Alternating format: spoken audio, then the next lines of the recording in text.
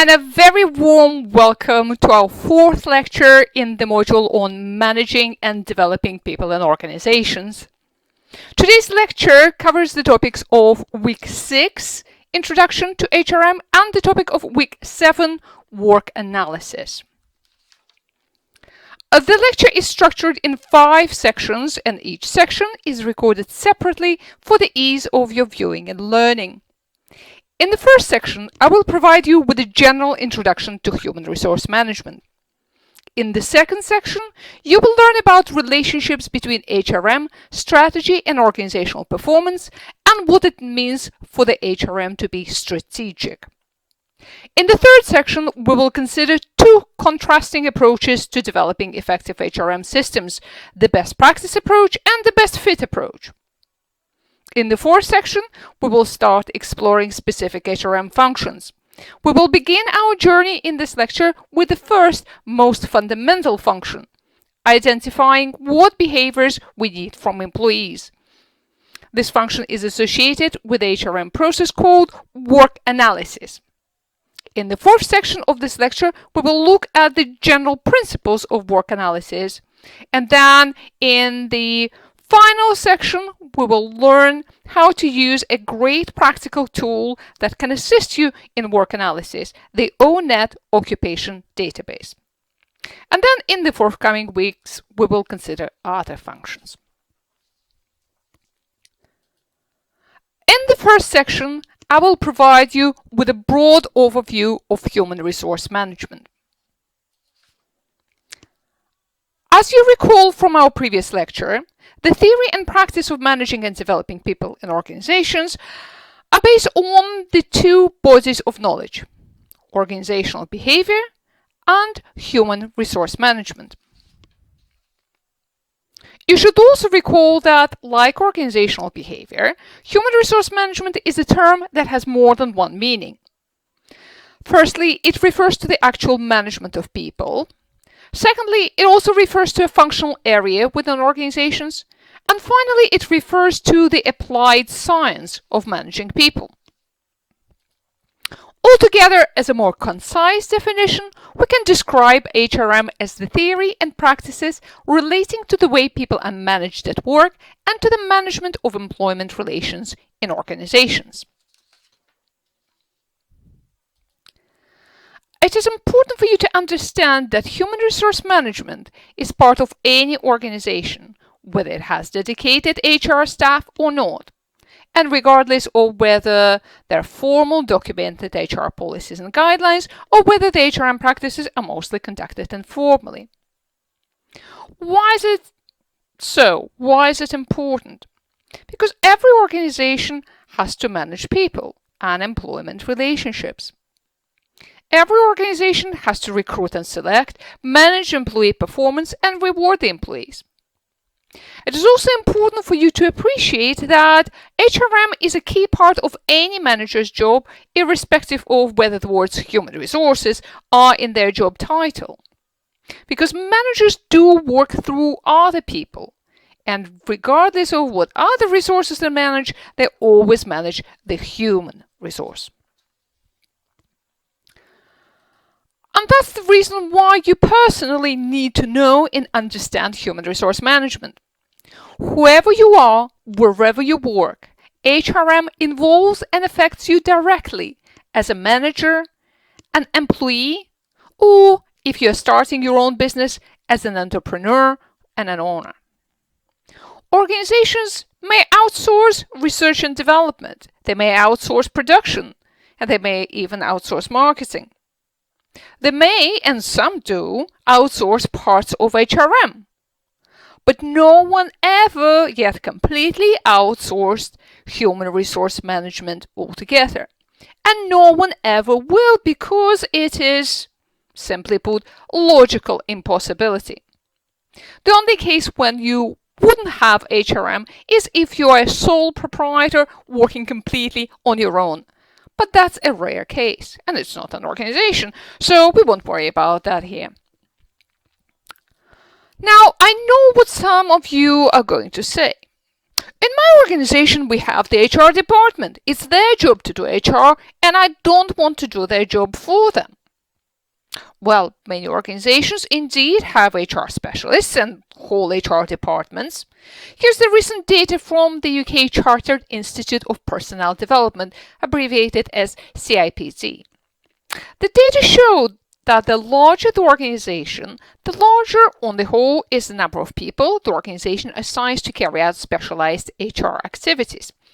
For example, in organizations with fewer than 50 employees, about half of the organizations have only one HR specialist, while in large organizations with over 1,000 employees, over half have at least 10 HR specialists.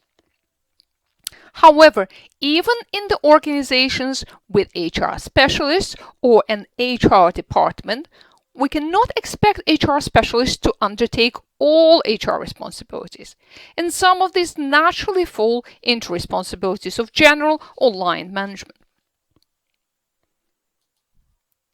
Furthermore, a current trend, at least in the UK, is to devolve HR responsibility to line managers. Here's more data from the Chartered Institute of Personnel Development survey. The data suggests that in 2016-2017, half of organizations, regardless of sector, have required line managers to take on responsibilities previously undertaken by HR professionals, such as, for example, performance management, absence management, and recruitment. What is of special interest is that this trend is particularly common in larger organizations. Why is it more common in large organizations? Large organizations can normally afford more specialist HR staff, so why are they devolving HR responsibilities to non-specialists? Well, other data suggest that organizations that have handed HR responsibilities to the line management are more likely to also report a decrease in the size of HR personnel. And the cuts to the size of the HR department are also more common in large organizations, and particularly the budget-constrained public sector. So it could just be the consequence of cost cutting in the HR function. But it may also reflect the recognition of the fact that it is indeed important for line managers to handle HR, that you cannot split human resource management from other areas of management and put it away into the care of HR personnel. In other words, HRM is every manager's job. So, there's nothing inherently wrong and lots inherently right with line managers assuming HR responsibilities. What's, however, alarming is that, as the data from the same reports show, line managers often get neither formal training nor tailored support when they take on new HR responsibilities. So this gives an extra reason for why managers, and you as managers, need to be educated in the science of human resource management. Because when you will be asked to perform some HR functions, you will not necessarily be given training or support in performing those. So, learn now and learn well. Having established that you do need to know about HRM, let's discuss what it is that HRM is expected to do. Human resource management has 4 fundamental tasks or functions. Firstly, the job of HRM is to identify what behaviors are needed from employees.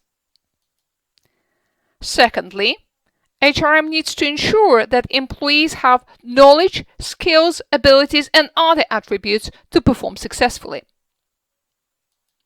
Thirdly, it is HRM responsibility to motivate employees to engage in the needed or desirable behaviors. And finally, HRM must empower employees to act and has to provide employees with opportunities to perform successfully. Each of these core functions is associated with a specific area or areas of HR activity that have distinctive names. Identifying the required behaviors is what work analysis does. The term work analysis refers to a systematic investigation of work activities, worker attributes, and work context.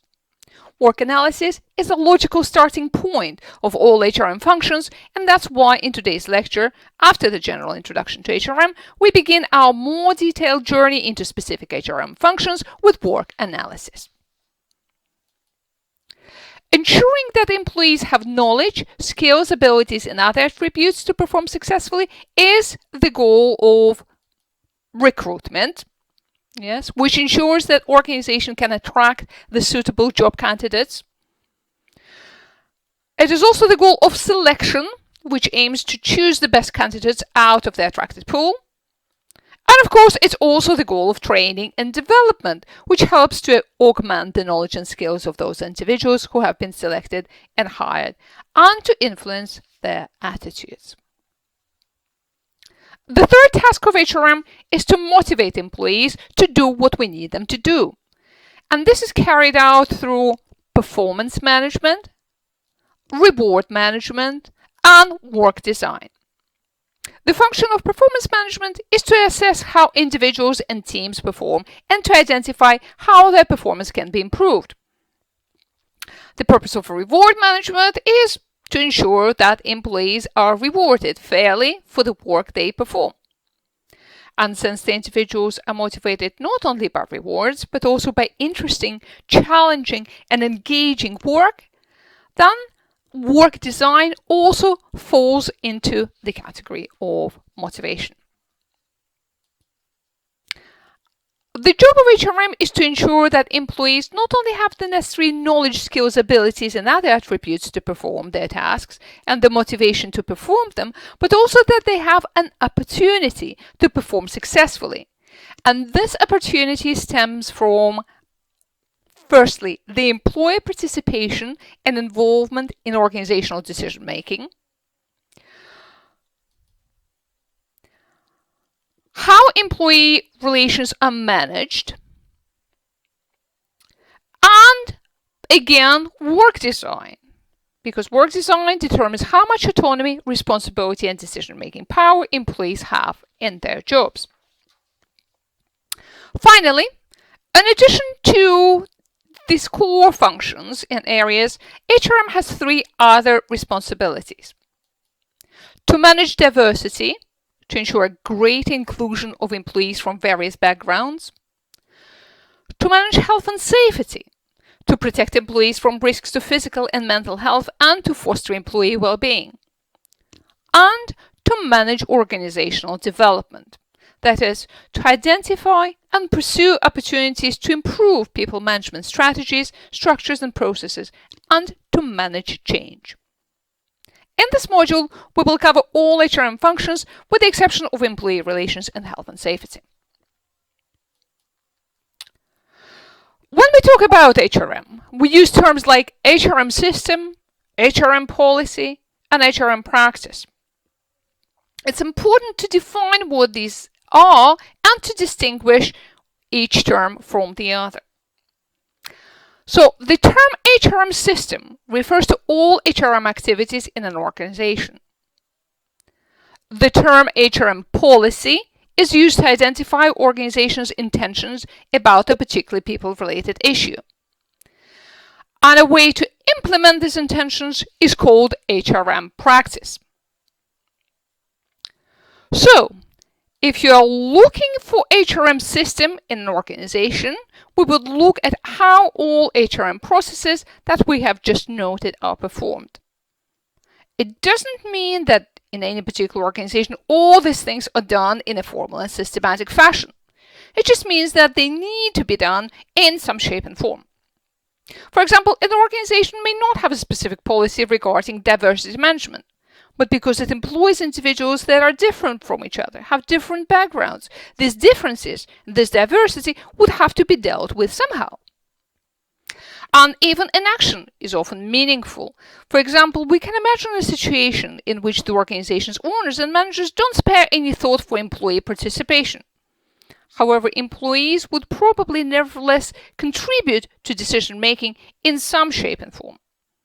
And even if they're completely deprived of an opportunity to contribute to decision-making, this would be an important aspect of the HRM system by omission.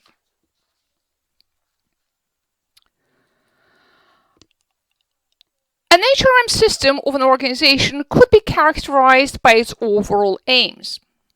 To use an example, there are two contrasting types of HRM system. One is called control, another is called commitment. The control HRM system is rooted in Taylor's scientific management. It aims to increase labor efficiency and reduce direct labor costs. How do you achieve this? One way to do this is through work design, by defining simple and narrow job tasks. If you define the tasks very narrowly, then you would reduce the skill demands for these tasks. If you have low skill demands, you can invest relatively little into training. Another way to reduce labor costs is to have no employment security. Yet another one is to reward based on measurable output criteria.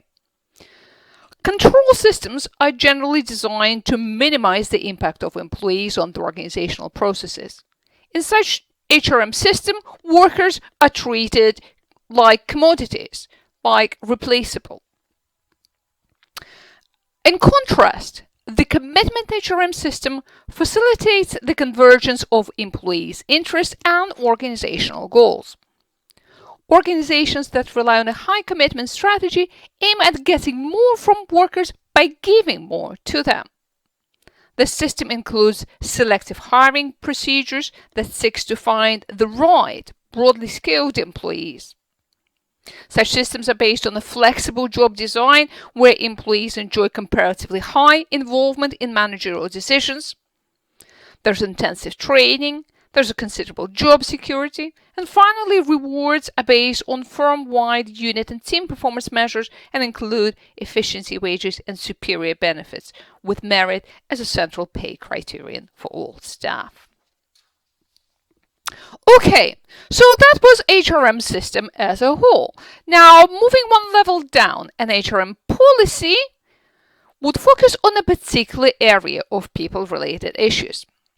For instance, in the area of reward management, an HRM policy and remuneration could be, say, offering a locally competitive pay package to attract the best candidates in the market.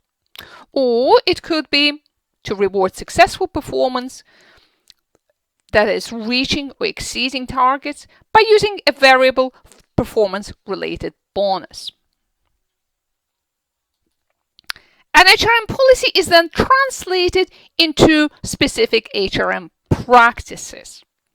For instance, the policy of offering a locally competitive pay package could translate into the practice of making salary adjustments in March and September, so that the calculation of the package can take into account the most recent increases in pay rates in the market after most of the companies had made their adjustments in January and July. Another practice that may stem from the same reward management policy may be to set the pay package for clerical positions at the median among all companies in the market, for junior management at the multinational median, for senior management at the multinational top third quartile, and for blue collar at the median of multinationals in the same region. Finally, the policy to reward successful performance may be translated in practice of giving annual bonuses to the management team linked to specific performance indicators, such as financial performance of their units, results of employees' opinion survey, and the customer satisfaction surveys. By the way, these are not imaginary policy and practice statements. I have taken them from a study of HRM policies and practices in local and multinational companies operating in Turkey. Okay, so to round it up, what have we done in the first part of the lecture? We have defined HRM, identified HRM functions and specific HRM processes, and considered the meanings of the terms HRM system, policies, and practices. We can now progress on to the subject of strategic HRM. We will explore it in the second part of our lecture. So when you're ready, please move on to the next recording.